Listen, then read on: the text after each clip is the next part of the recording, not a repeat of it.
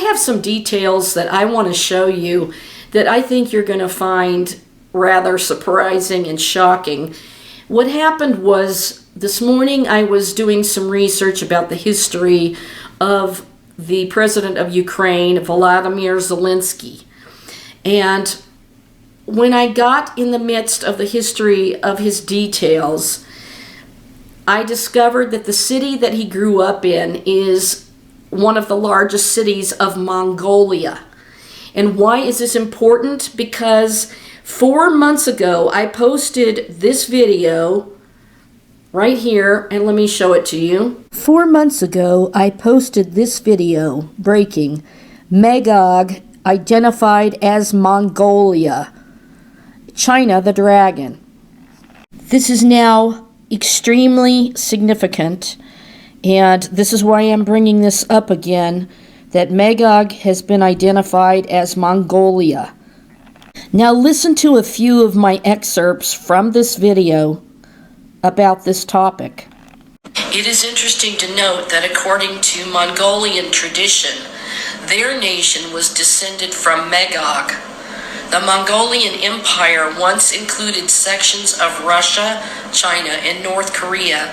The Chinese and all the minority groups living in China are of the Mongoloid race, which stems from Noah's son, Japheth.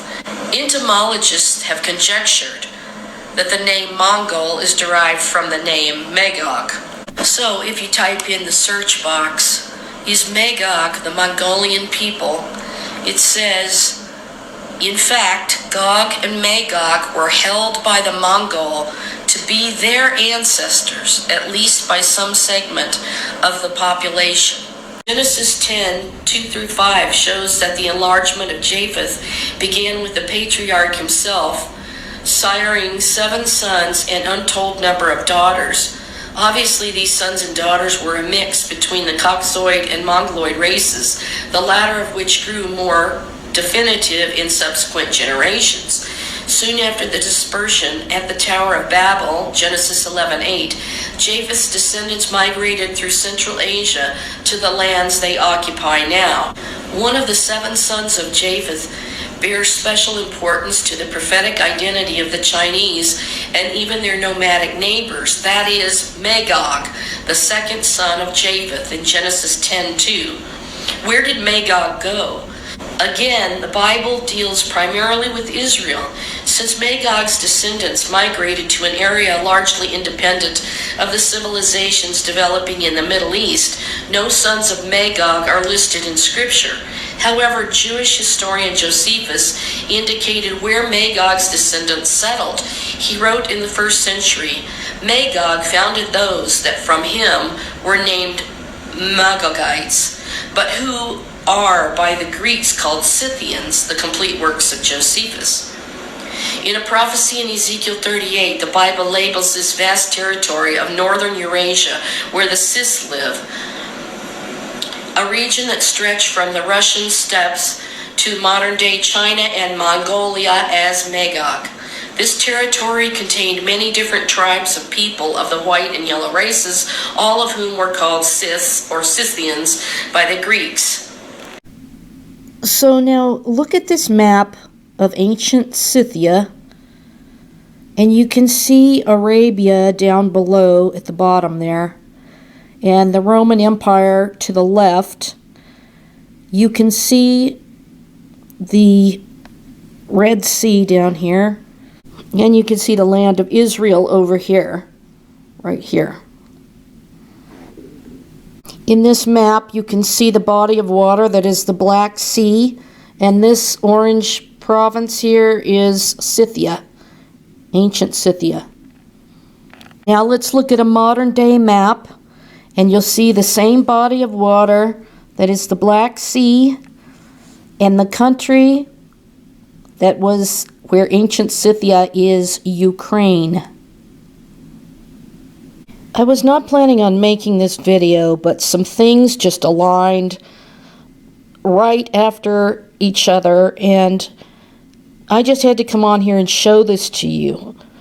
Now, this is regarding that area of Ukraine, and let's look at Volodymyr Zelensky. and some of his history. I want you to notice this paragraph here. Zelensky grew up as a native Russian speaker in this city, a major city of central Ukraine. And it's talking about the province where it is. Now look at this.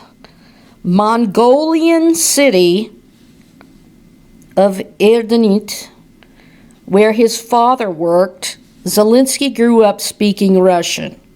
At the age of 16, he passed the test of English as a foreign language and received an education grant to study in Israel. But his father did not allow him to go. He later earned a law degree from that city, from the Krayevo Institute of Economics, then a department of Kiev National Economic University, and now part of the Kiev National University, but did not go on to work in the legal field. So this major city was known as a Mongolian city. Erdenit city name literally means with treasure, is the second largest city in Mongolia. Erdenit is linked to Ulaanbaatar, the capital of Mongolia, and to the towns of Darkhan and Bulgan by a paved road that is easily accessible by bus several times each day. Let's go back to this sentence. Zelensky grew up as a native Russian speaker in Kyiv, a major city in Dnipropetrovsk Oblast of central Ukraine. Then I discovered this about this particular city where Zelensky grew up. It is known as Curved Cape or Crooked Horn or Krivoy Rog. It is the largest city in central Ukraine and seventh most populous city in the country. Do you remember the prophecy about a little horn coming up amongst the beast? This town where Zelensky grew up is called Crooked Horn. This is the city's coat of arms, showing a horn. And interestingly, right on the right is a brand mark of Kryvyi, that city name where Zelensky was grown up. They also have a motto, lifelong city, anthem of Krivoy Rog. But if you click on this horn of the brand mark, you come up with this. It says logo from ancient Greek, word speech, mark, imprint, is a graphic mark, emblem, or symbol used to aid and promote public identification and recognition. It may be of an abstract or figurative design or include text of the name it represents. And remember, the mark of the beast is a mark that includes the name of the beast. And this says that this can include text of the name it represents. On its banner, green stands for prosperity, freedom, hope, and joy. Red for courage, knightly virtue, love, courage, generosity. Gold, wealth, power, and faithfulness. Silver, purity of thought and actions. Now remember, it says that gold and silver will not be able to save them in that day. On this heraldry badge, you can see the horn of Kryvyi City Council. And this is the city banner with the little horn on it.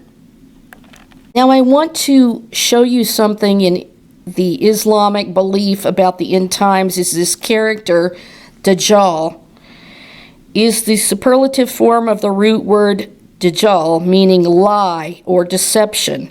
It means deceiver and also appears in classical Syriac Dagala.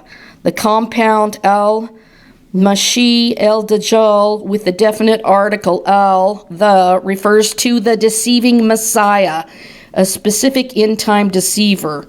The Dajjal is an evil being who will seek to impersonate the true Messiah, Jesus. His characteristics: a number of locations are associated with the emergence of Dajjal, but usually he emerges from the east. He is usually described as blind in one eye. Now let's go back and look at the etymology of the city that was founded in the 18th century by the Cossacks. This city that Vladimir Zelensky grew up in, this Kryvyi Rih in Ukrainian, that literally means crooked horn or curved cape. According to local legend, the city was founded by a crooked Ukrainian slang for one-eyed Cossack named Rih. But records predating the founding of the city refer to the area by the same name.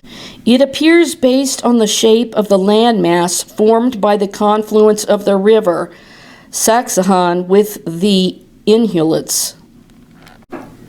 So right there you have one-eyed. According to local legend, the city was founded by a crooked Ukrainian, slang for one-eyed. And the Dajjal is supposed to be blind in one eye. In other words, he's one-eyed. He can see out of one eye. And who was the Dajjal? He was the deceiving Messiah. He was impersonating the true Messiah.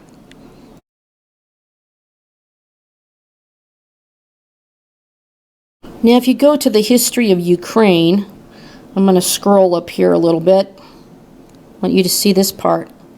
Ukraine, part of Scythia in antiquity. Here is a map showing the Mongol expansion, or Mongolian expansion.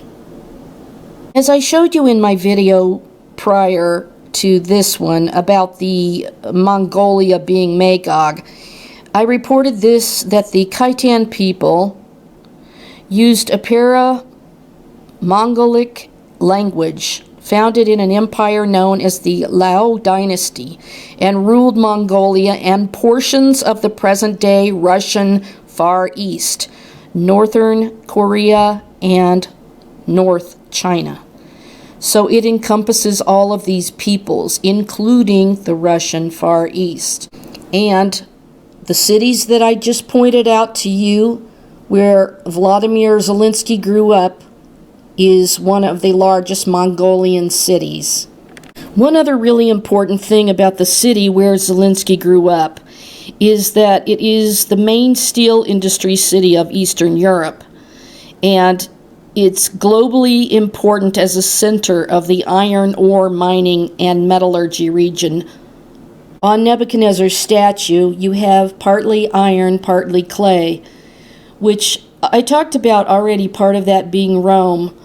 But also Egypt was known as the iron furnace. But now you have this city that has all of these elements coming together in Ukraine, which is part of ancient Scythia, and Mongolia, which is known as Magog. It's written about the city that its urbanization was unplanned and stimulated by mining exploitation. French and English investment contributed to a boom in metallurgy, iron mining, and investigation of rich deposits of iron ore. Then it says the Catherine Railway was built in 1884 to transport iron ore to the Donbass. This catalyzed the growth of Kryvyi Rih into a major industry town. It gained city status in 1919. So it was known for its iron ore. In the last days, the beast system will be partly iron, partly clay. Now, it's interesting to think that the Dajjal in Islam, the one that's considered to be a false Messiah figure, It says about him that he's going to be well received and well liked amongst the Jewish people. And Vladimir Zelensky is Jewish, and he is gaining so much popularity worldwide because he's being portrayed as a really great hero kind of guy.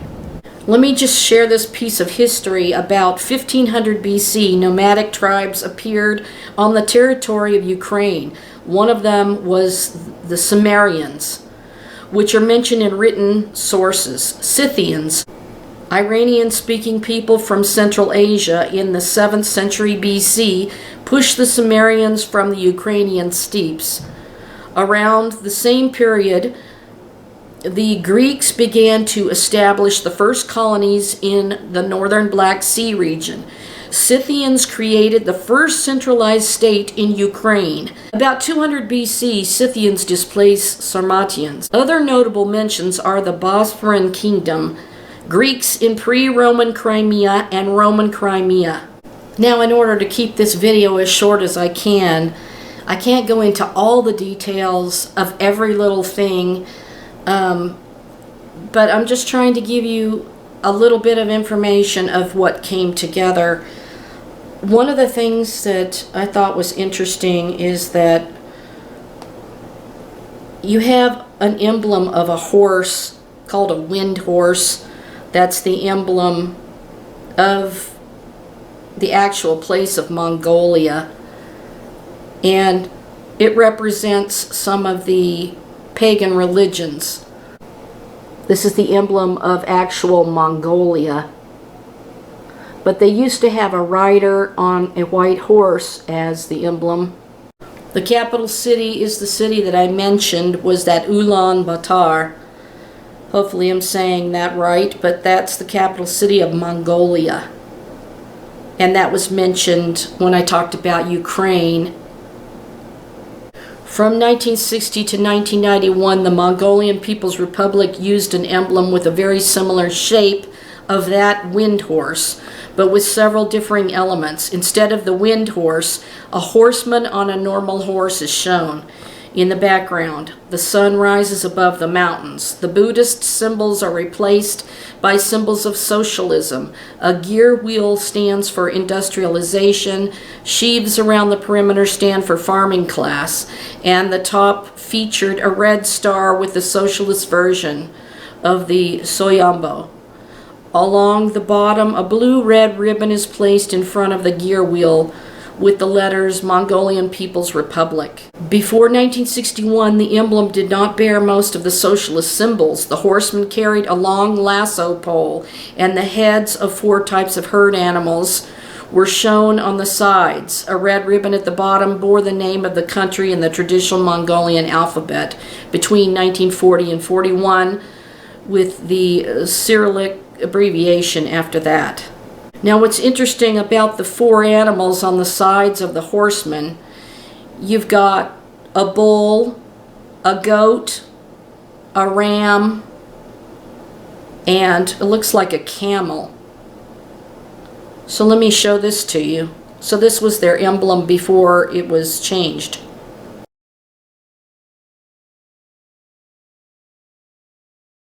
And then the emblem became this from 1960 to 1992.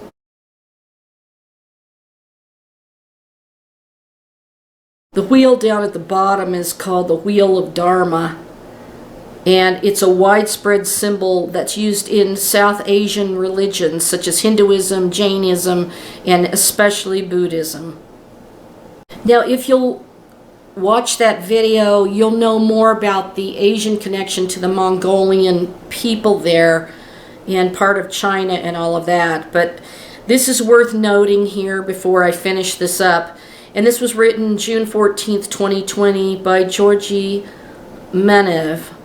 The Mongol invasion was the reason Russia formed. It's wrong to think that Mongol Tatars invaded Russia as a single state, because the state actually formed as a response to the invasion to resist and overthrow it. It was Peter the Great who formally ended Russia's tributes to the Khans. Now, the Khans were out of the ancient dynasty in the Mongolian region, and that is in the other video that I made. Knyaz Yaroslav II of Vladimir was poisoned by Uguk Khan's wife. At the age of 67, Knyaz Mikhail of Chernigov was executed in the capital of the Golden Horde. Now, the Golden Horde is the area above where Ukraine is now. He was executed for refusing to worship Mongol idols. Knyaz Mikhail of Sibir had his heart ripped out in the same capital. The Chronicle says the Russian population was forced to pay substantial tributes, and Russian princes were only allowed to rule their duchies by the permission of the Khan of the Golden Horde. That's how it was under the Mongol rule, or as we call it in Russia, the Tartar-Mongol ego or yoke. It's hard to believe that events such as these were instrumental in the formation of the Russian state, but it was opposition to these actions that united the Russian princes. Unfortunately, not with friendship, but under the iron fist of the strongest of them. Moscow owes its greatness to the Khans, wrote the great Russian historian Nikolai Karamzin, 1766 to 1826. In the time of the Mongol invasion of Rus, the Mongols were advanced both in the military and in the systems of governance. Only unity could help the Russians to overthrow Mongol rule.